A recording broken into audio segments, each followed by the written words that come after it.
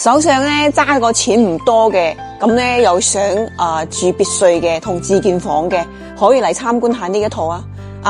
門口位嘅話咧都係非常之闊落嘅，咁嘅話咧開車翻屋企入到我哋嘅花園呢一度，呢個花園嘅話咧有175方嘅，四四方方，非常之實用嘅。OK， 呢度有現成嘅，停到一台車喺度，呢度停3台車 OK 啦，冇問題啦，3、4台車係冇問題嘅。咁咧都可以種翻啲自己啲花花草草呢邊可以養啲雞鴨鵝，現成嘅都有噶，養咗好多雞喺度，